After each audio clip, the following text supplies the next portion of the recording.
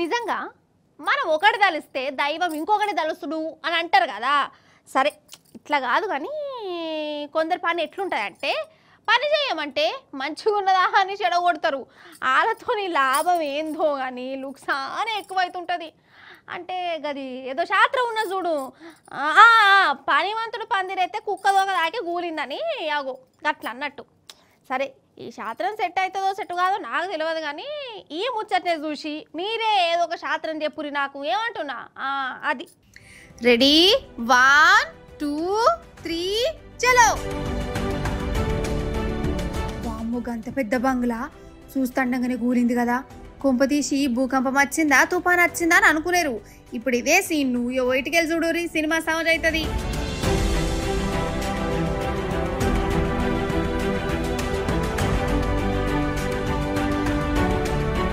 అబ్బరు బిడ్డ జేసీబీ పని అయిపోయిందిరా. తుక్కు తుక్కు అయినట్టున్నది కదా. అసలు అందులో ఉన్న డ్రైవరు పరిస్థితి ఏంది కావచ్చు. ఆ కరెంటు తీగల బంగ్లా కూలిపోయింది. తీగలన్నీ కింద పడ్డాయి.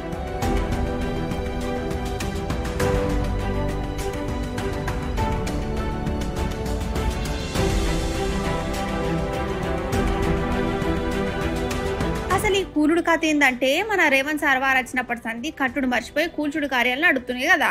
అయితే పెద్దపల్లి జిల్లా గోదరఖని మార్కండే కాలనీ కాడోళ్ళ రోడ్డుకు ఆనుకొని ఉన్న బంగ్లాలను దుకాణాలను కూల్చే పని పెట్టుకున్నారు ఆఫీసర్లు. జేసీబీ డ్రైవరు చాలా హుషారుతోని బంగ్లాను కూలుస్తుండు. కానీ అది లటుక్కున మొత్తం ఒకటేసారి కూలిపోయింది. జేసీబీ మీదనే పడ్డది. నన్నే కూలుస్తావా అనుకుంటా. పాపం డ్రైవర్కి ఏమైందో ఇంక నయ్యం. ఆపత అయితే ఇప్పుడు ఏం లేదట. అసలైతే కరెంటు తీగలు ఎటవంటమైనా ఏం కాలే. వాళ్ళకే కరెంటు పోయినట్టున్నది ఆడ.